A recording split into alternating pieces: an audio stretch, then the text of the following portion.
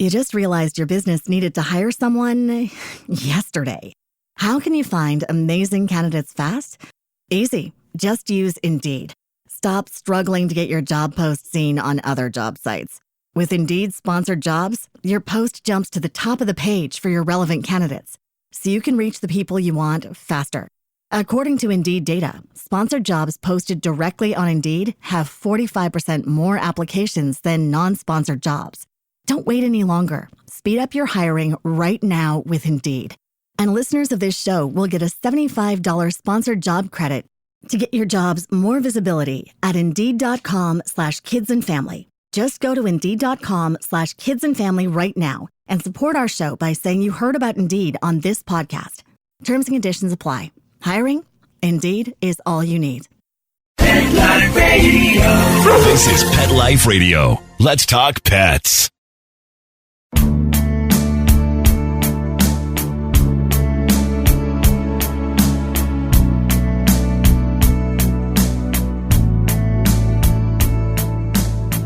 Yes, everybody! You know the drill. We've started this podcast to help anyone who is remotely interested in trapping and neutering animals. We're the help we did not receive when we first wanted to get involved, and we want to be your new besties in the TNR world. I'm Alex, one of your hosts for this ride, and I'm so grateful to have Adele by my side. Hey Alex, how you doing? We also have Sam with us here today. How are you doing, Sam? Not bad. How are you? All good. Excited to be talking to you all the way from the Philippines. Can you tell us whereabouts you're based? Yes, so I'm currently based in the southern part of the Metro Manila area. There are a lot of stray carers here who tend to be young women without any prior experience, without any support, etc. So I think what Alex, you said, how many people enter into this world without any resources whatsoever. And I think especially in the global south, where cities are facing such a massive population crisis of stray animals, this is such an important resource to be able to access. Awesome. Cool. Well, to introduce Sam a little bit. So Sam is a vegan stray cat carer and animal welfare organizer living in South Metro Manila area of the Philippines. Her expertise lies in stray-centric cat care, biosecure spay and neuter events, neonate kitten care, providing training and support to local stray carers, and how all of that plays into her career in decolonial urbanism. So today we're going to be talking to Sam about a whole bunch of awesome stuff like that, but also your experience in organizing mass spay and neuter events. And ultimately, why you decided not to continue due to ethical concerns around biosecurity and care of your patients, which is a pretty cool, pretty strong stance to take when we're trying to engage in care, and there's so much need for care. But to make sure we do it the right way, we're really interested to get your thoughts on that today. Yeah, thank you for openly starting with that. And I also wondered if many people in other parts of the world that you guys are interacting with, do they have similar challenges, concerns? How does this usually play out? Not only in the ethics of it, of course, but in terms of the logistics. So I think one of the reasons why this is such an interesting topic is because we all know people who are in stray care in all different parts of the world, and a lot of people tend to have the approach of kind of from a place of emergency need, of urgent need. There's all of this crisis happening and we just have to do something no matter the quality of that. So I think quality of approach is varying in all different kinds of places and is very closely linked to the resources and the capacities that we all have. But we do all care about the well-being and the welfare of the animals we're setting out to care for. So we all draw a line somewhere in terms of quality of care, and it's just about where. Everybody has a different marker for that, I guess. So you're in the Philippines. How long have you been there, and how did you originally find yourself there?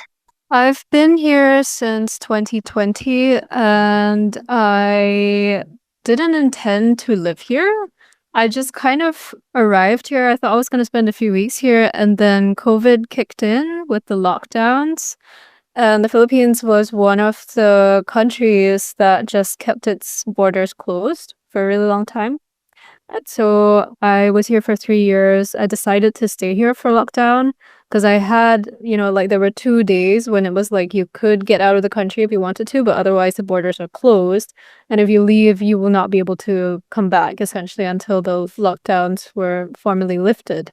And there were many families, for example, who were trapped at the borders and they couldn't basically return to the country because, for example, like there was a foreign spouse or the children are of a different citizenship, etc. So there were many, many cases and the government didn't budge. And so this lockdown was in place for 3 years. And so that, I think in 2021 was when I first met Mom, the first stray who brought her kittens over, and they became the first family that I took in. And I started learning from there about stray care. As you said, no one was able to help. Everybody is in their own emergency mode, right? In the local area and across Metro Manila, across the Philippines, etc. And I learned, I would say, the most online. I read a lot of veterinary literature, so scientific journals, etc. I read a lot of those things. And I'm very grateful to have found very aligned vets. I think this is one of the biggest limitations in Global South of actually cooperative vets who also care about animals and are not interested in harming them. I did not realize just how widespread it is about, the sheer concerns within the veterinary field, especially here in the Philippines, where, there is a great need.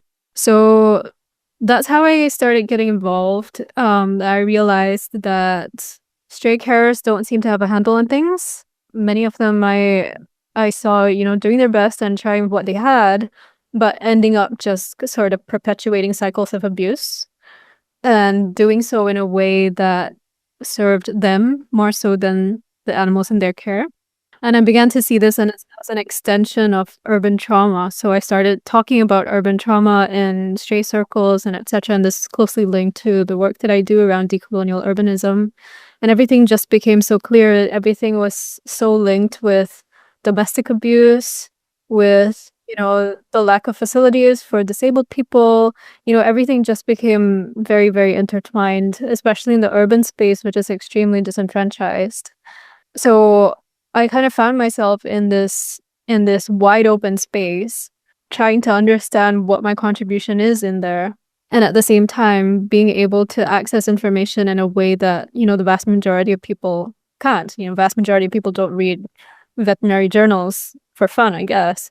But I was doing research based on the cases that I was facing and based on, a certain understanding of the limitations of veterinary knowledge within this country and especially experience. I think a lot of Global South spaces also lack veterinary training that is kind of more up to date, or I would say more normal across the global north. And they don't get the opportunity quite often in their own work to actually advance their own skills. So these are some of the reasons why I wanted to try and see if it was possible to start organizing mass spay and neuter events. We call it kapon. Here in the Philippines, it just means to sterilize.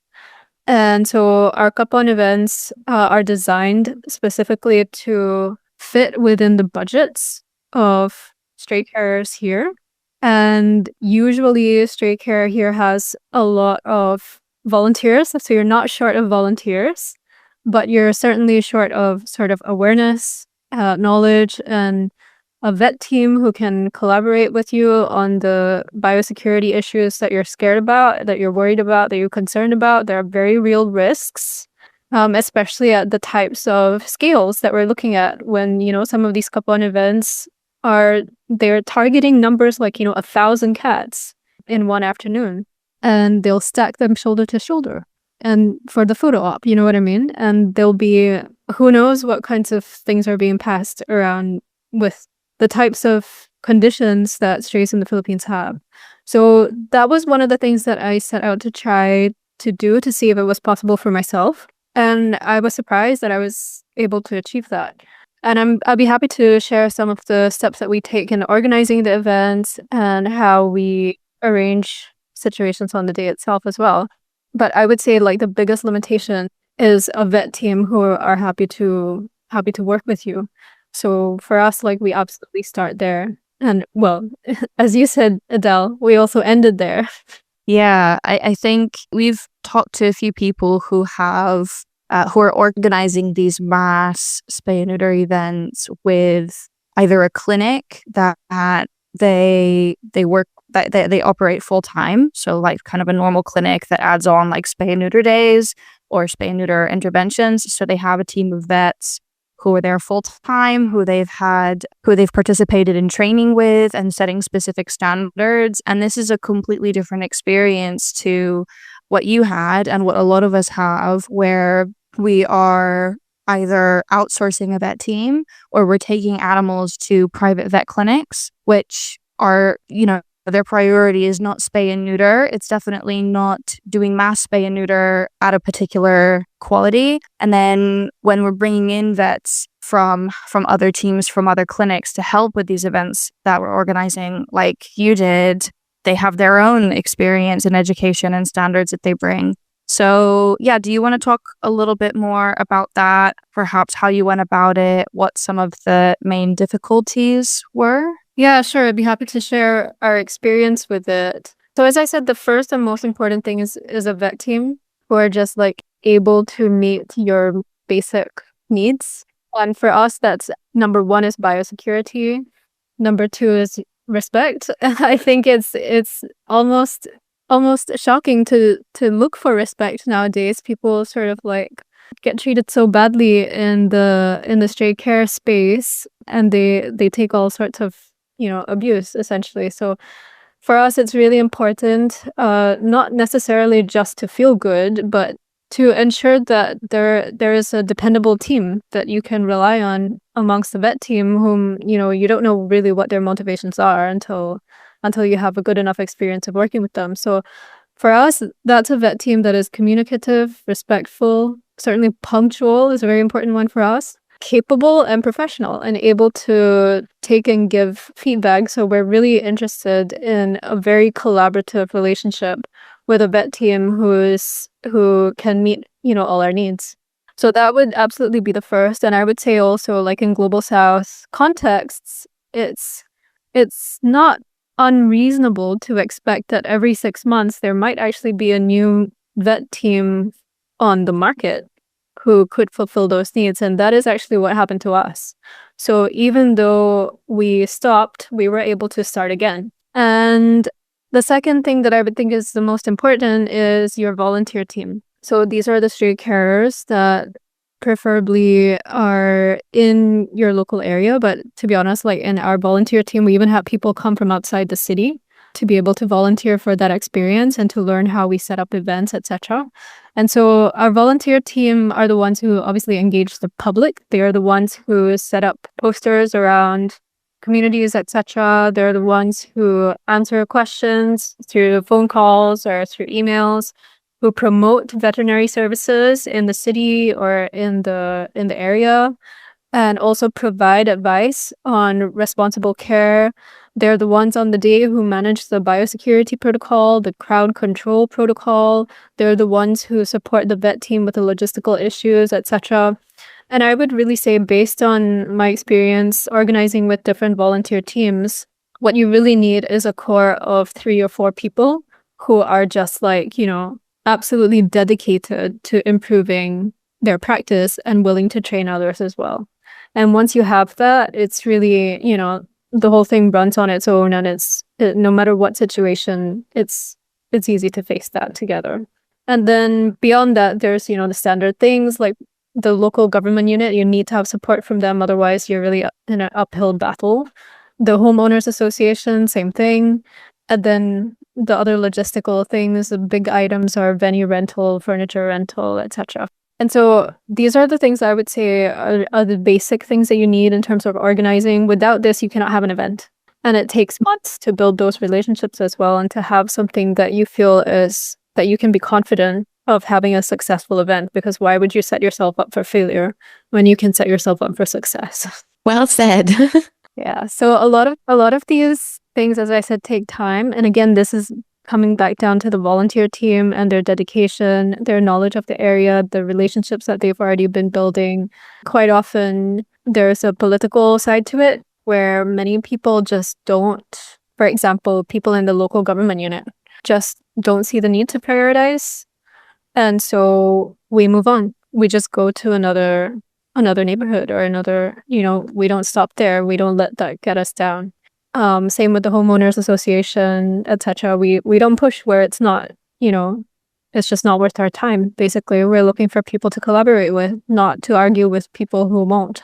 Samantha, can I ask you a few questions about what you just said?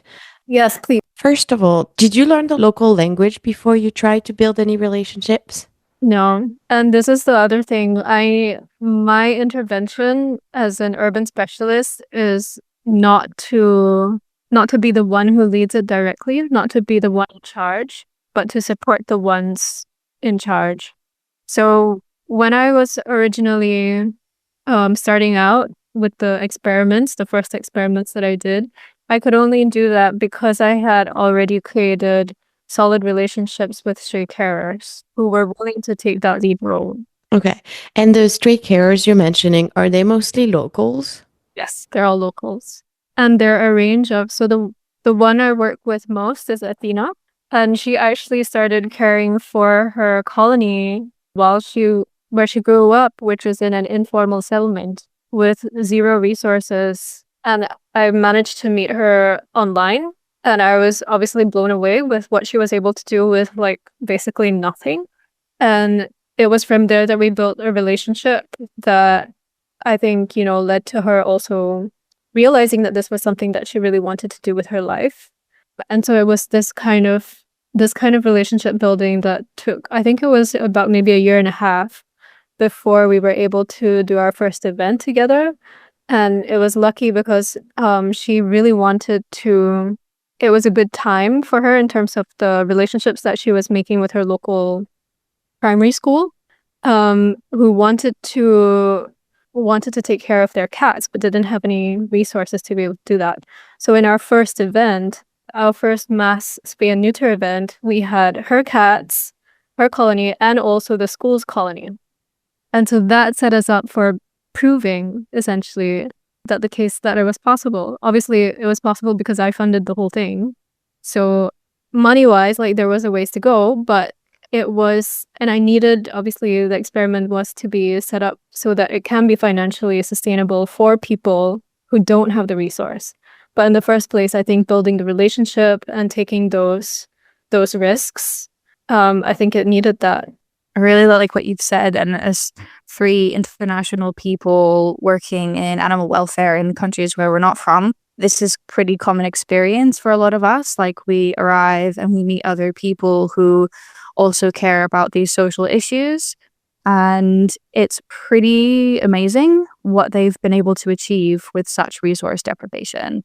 And so what you've described is building a bridge between the people who want to do something and the resources to do it, bringing in information, maybe standardizing some procedures and helping administratively, maybe with fundraising as well, trying to up-level and optimize this so that that link can be brought to the local community who wants it. Not fighting people. There are plenty of people who don't want this to happen. And that sounds like a lot of wasted energy and potentially trauma in some cases, trying to make all of this work with people who don't want it to happen. And so identifying those allies and also trying to enhance their ability to do the work that they want to do is a really cool point. And I want to also, I met a lot of stray carers who had a lot of financial resources. And I met a lot of stray carers who have nothing. And my initial goal was to try to see if I could create collaboration between classes, essentially between socioeconomic classes. We were successful for some time, but what I found was that as soon as I became less active in the group, those relationships tended to fall apart. So they tended to default to their sort of cultural, where I'm supposed to be narrative, and mistrust set back in. So I think there is a facilitative role, what you identified there, around kind of like, I would call it just imagining a better neighborhood, imagining better relationships, you know. And sometimes it just takes a foreigner to come in, you know, and just sort of, there's no attachment, right? I come in with no attachment whatsoever. And I'm just like able to connect because of my privilege and, you know, the way that I speak or the things that I'm interested in. I'm able to connect across different classes. And that was an experiment that I tried. And when I saw that it worked, I was hopeful. But then, you know, the reality of the culture is obviously more powerful than one mass event or like one foreigner coming in to do things. And so that's part of it as well. So speaking of the events more specifically, do you want to share a bit more about maybe some procedures or protocols or training that you did for both the vet teams and the volunteers and the local allies you had made, like some kind of agreed upon procedures that were important for this to happen? Yeah, sure. Happy to share. So once you've found a vet team that you feel that you can trust, and this could be a series of conversations that you have before you feel that you can really like trust and engage them, then I would really recommend having some kind of written agreement about how exactly are we going to organize. So who's going to be in charge of advertising, who's going to be in charge or responsible for registrations, for booking the events, for setting up the furniture, for getting agreements from the local government unit and all these things. I would really recommend to have that in writing in an agreement itself, that you would be able to clarify all of the responsibilities with the vet team. So this would be responsibilities that the vet team would have before the day, on the day, and after the day, as well as for the volunteer team. So this should be a commitment between the vet team and the volunteer team. And wherever possible, we actually get all the volunteers to sign this agreement as well, at least the core volunteers, so that everyone has an equal share in the responsibility. You're all on the same piece of paper, right? This also is the place where you would clarify how payment and billing is done. Quite often in the Global South, this tends to be a flexible thing. It's not really talked about until after the day itself. But I find that, you know, it just takes the stress out of all of it because of the accounting that can be very messy on that day. And so usually there's someone who's specifically working on the registrations and the accounting. And usually because that involves not talking to the public, so usually that's me because I don't speak the local language. But yeah, so there are these roles that are laid out in this agreement, and I think also responsibilities. So that's definitely something I would say is very important and sets the expectations up front. For example, if you really cannot have a vet team who's going to show up 2 hours late to your event, then that should be in the agreement that everybody is happy to sign and agree to. So there are clauses that you can add in there based on whatever your specific needs are, etc. And then there is the thing about engaging the public online and offline. So I think a lot of advocates and activists are already very familiar what works best in their local community, or rather interested in trying other things if what you're currently doing doesn't work. So who are you targeting, and what are you putting out there? What's your messaging? What's your communication style? All of these things are, you know, you can be playful about it. There are ways to reach out that could be more imaginative. What we have found is that offline outreach is actually more productive than online outreach. And I think partly, I'm not sure if this is specific to the Philippines, but partly, you know, there's so much toxicity online. Just meeting someone in person and just having a few minutes to talk about it and then get a little QR code to find more information out, that can be a lot more effective just to build that connection with someone. So this is what we found, actually, that has been one of the big learnings, I would say, that we take away from our different trials and experiments. And then, of course, there is the constant communication with the local authorities. I think it's always better to, again, this is something that we learned, it's always better to over-communicate and to do that in person in order to continue building that relationship, because ideally what you want is not just a one-time event, right? You want to do regular events, hopefully with the same authorities who can support in different ways, maybe in increasing ways, maybe to give you a discount on venue bookings or stuff like that. We've had a lot of different responses from a lot of different groups, and so it could be varying, but I think it's always worth to build those relationships, especially just in animal welfare advocacy to begin with. And then on the day itself, there's a whole bunch of procedures. We're going to be creating a website as well, where all of this is kind of more laid out and explained about how we do our process. But essentially it starts with venue prep. So on that day, usually we arrive like an hour or 2 hours before the start of, like, when people come to bring their pets or the cats that they care for, cats or dogs that they care for. So there'll be venue prep, which includes setting up the furniture, cleaning, sanitation procedures, the disinfections, etc. That's all happening at that time. And then we start the registrations and the first checks. And this is where we start implementing the social distancing protocols. So essentially we need every animal to be in separate travel crates or cages, and those are placed 1 meter apart from each other. So we need like a really big space if we're doing, let's say, 50 animals at a time. Because it could be, for example, if you're doing a bigger event, and we spoke about this with the last vet team that we worked with, who had more experience doing sort of hundreds in a day. And so they would have like a basketball court full of basically crates that they would stack up usually. And so we said, this is not okay for us because it violates our biosecurity procedures. We need social distancing to be taking place.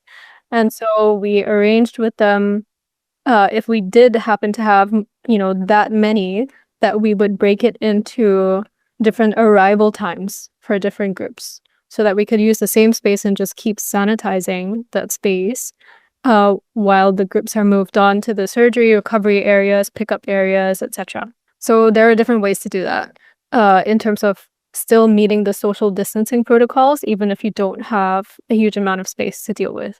So usually at that time when people are bringing cats and dogs in cages, then registering, that's usually the time that the vet team starts setting up. So they'll arrive and they'll set up however they like to set up their surgery area, etc. And then the first surgeries would begin. So by that point, they would have a list of all the ones who are already registered and checked, and any specific. We would tend to also arrange animals according to whether they had specific concerns.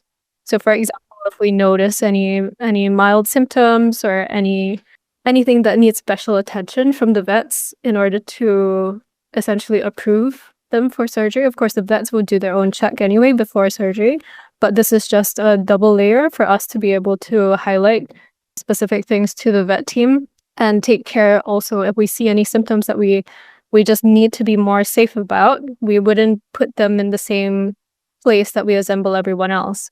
We would put them in a more secure, biosecure area where they have limited exposure.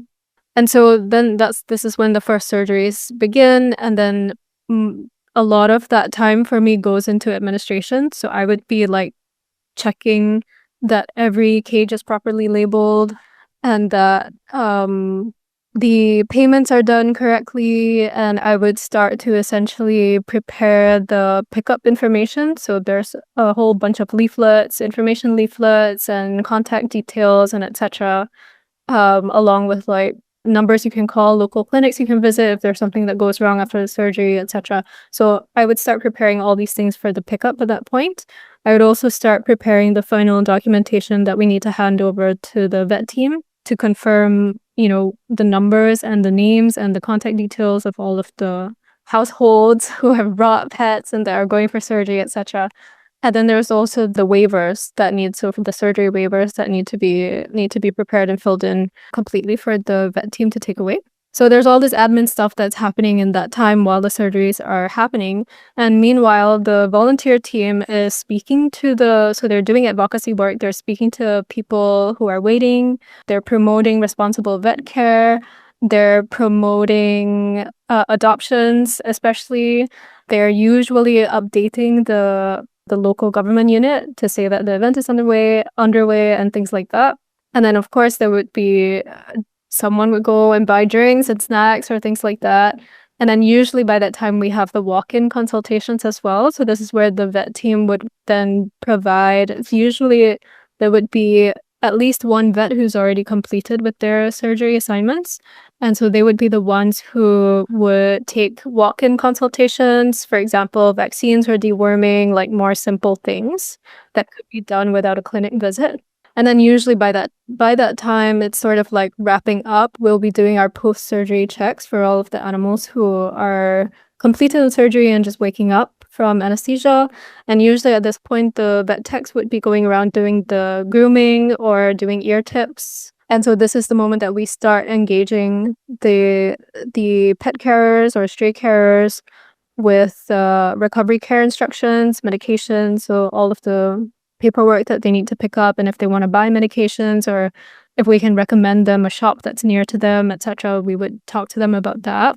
And then that's basically it. Pickups are done. And then we would debrief the volunteer and vet teams. This is where we seek feedback from everybody.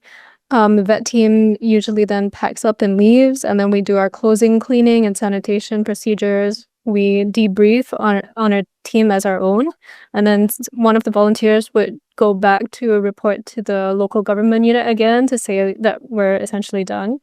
And then we would leave the venue. That would be it for us. And then we would do billing after the event through email, usually with the vet team. So when we arrive, we usually come with like a van of like things. We had this whole plan last time to set up an adoption booth and all these things, like a virtual adoption booth with pictures and posters and things like that. And it just didn't work out because there were too many things to prepare. And so that was one of the things that we just like couldn't get it set up for the day. Yeah, things go wrong all the time. Obviously, we tend to always have at least one or two disruptions. For example, teenagers playing basketball on the other side of the basketball court when we book the whole court. But obviously incredibly dangerous when you're doing surgery on site. Yeah. Obviously not so obvious. It's really crazy. And we've had people just walk in and start like, I don't know, touching cages one by one, like trying to get cats out of cages when they're like completely stressed. And it's like, okay, so you really need a team who's like really on watch and not, at least aware of like the potential issues that could happen. Of all of the events that we've done, we've had only one escape, and that was when the stray carer they didn't have a secure cage. This was the problem.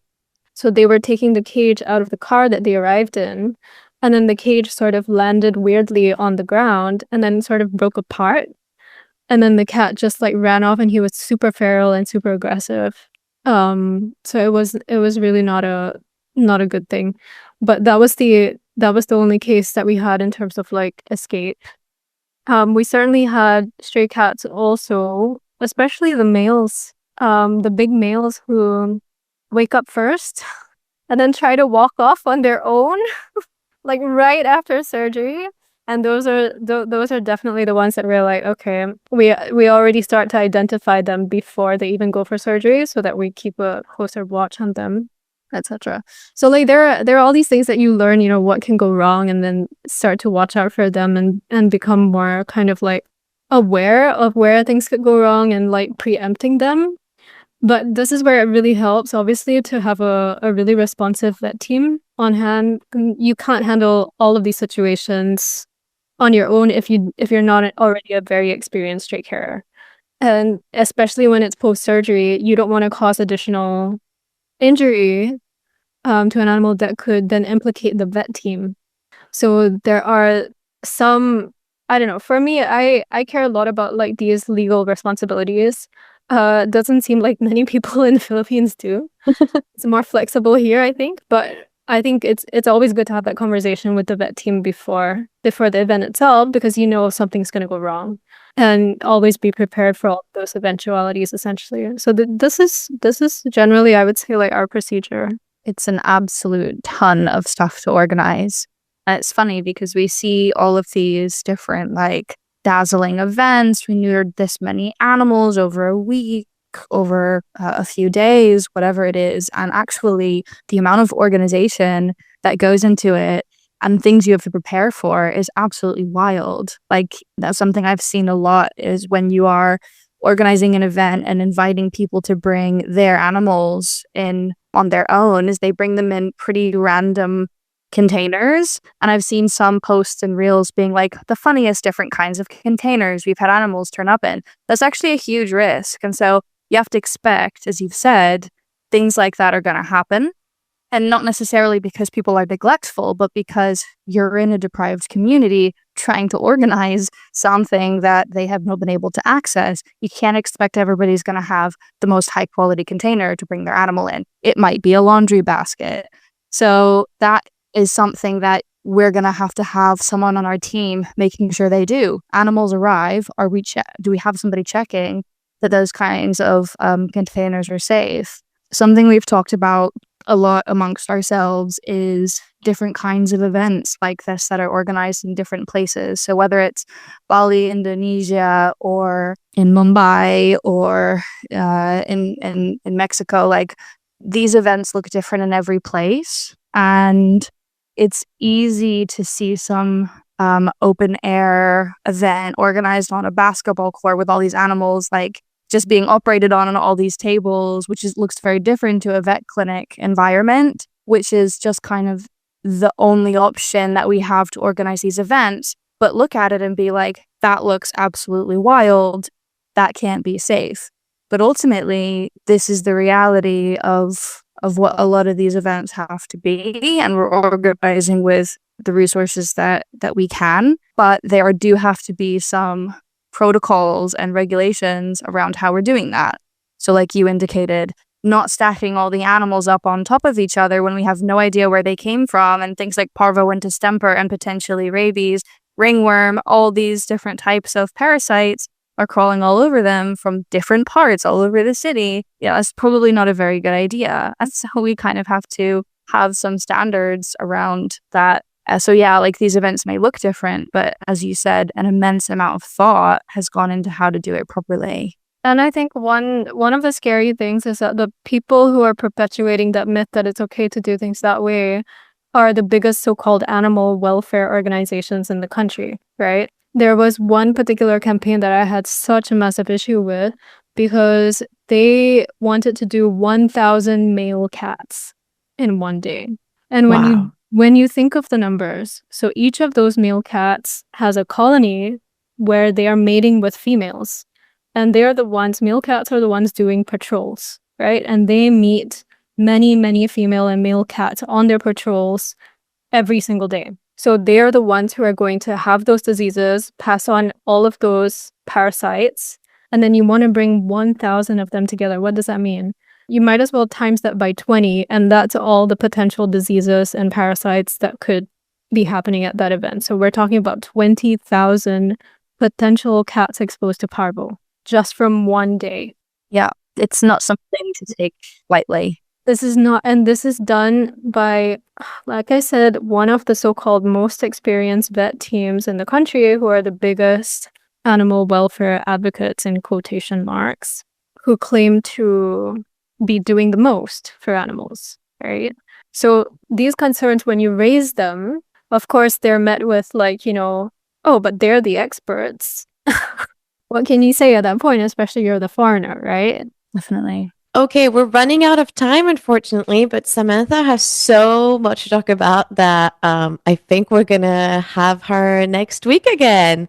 But thank you so much, everybody, for listening to our episode. And Samantha, one last take for everybody who's listened to this episode. What is the most important advice you can give to anyone who might want to organize a big spay and neuter event? What would you tell them? Very easy. if you can't do it safely, please don't do it. And that is it. Samantha, where can people find you? Oh, I have no idea. They'll find me online somewhere.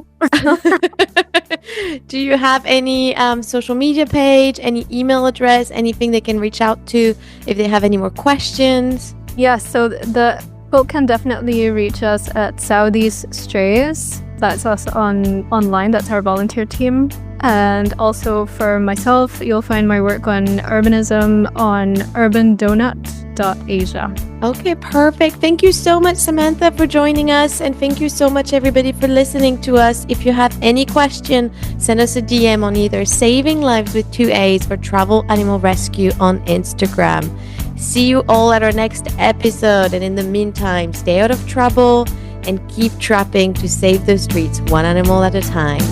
Let's Talk Pets, every week on demand, only on PetLifeRadio.com.